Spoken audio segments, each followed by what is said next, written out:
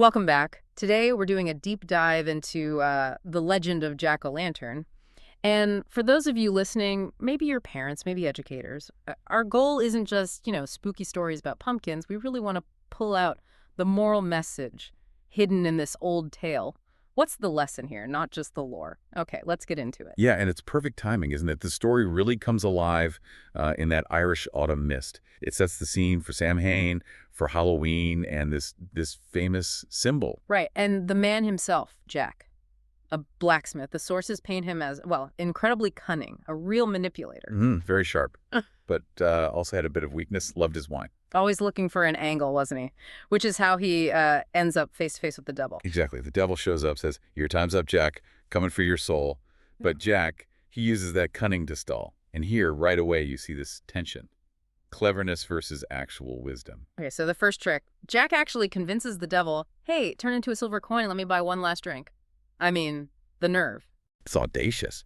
But the second the devil does it, flips into a coin, snap, Jack grabs it, and he immediately puts that coin in his pocket, right next to a silver cross he carried. Ah, the trap. The trap. And it's interesting why he had the cross, Not really for faith, it seems, more like a tool. Always ready for a bargain, always manipulative. Clever, but maybe not wise. Precisely.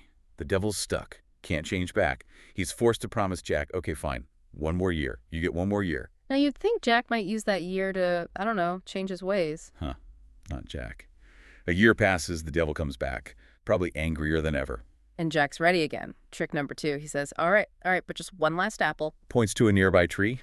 The devil, maybe wanting to get it over with, maybe just caught off guard, climbs up. Big mistake. As soon as the devil's in the branches, Jack whips out his knife. And carves a huge cross right into the tree trunk. Trap. Again. Wow. So twice he outsmarts the devil. But this time, Jack raises the stakes. He doesn't just ask for more time. He forces the devil to swear. Swear you will never take my soul. Ever. And the devil, stuck up there, has to agree. Think about that. Jack thinks he's won. He's secured immunity from hell, right? A huge short-term victory. But what's the long-term cost? Yeah, this is where the story really turns, isn't it? We go from these clever tricks to the final, inescapable outcome. Jack eventually dies, like everyone does. But heaven? Nope. Doors are closed. Yeah. His life was all vice, manipulation. No entry.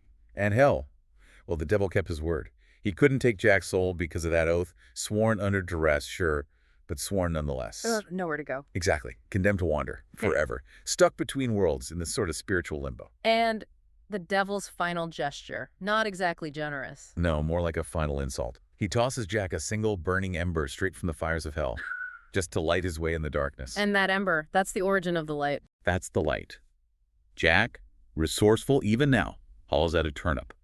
Later it became a pumpkin, especially in America, puts the ember inside so the wind won't blow it out. The jack-o'-lantern.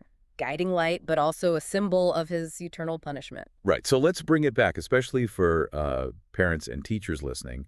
What's the real takeaway here from Jack's cleverness?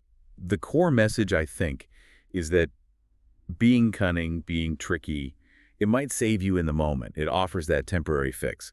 But it's absolutely no substitute for genuine wisdom or, basic moral decency. So it's really a story about accountability. Jack was so focused on dodging the immediate problem, the devil, he completely lost sight of the bigger picture, his ultimate standing. He beat the debt collector, you could say.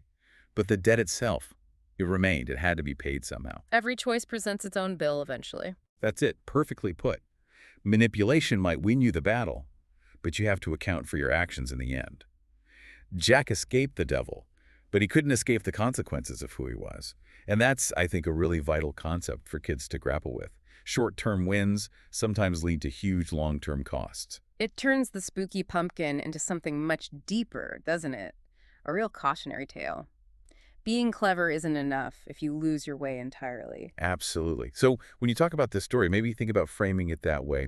What's the difference between just being smart enough to get out of trouble right now versus building, actual character, true wisdom? Jack chose cleverness over character. And ended up with nothing but an ember and an eternity alone. A stark warning, really.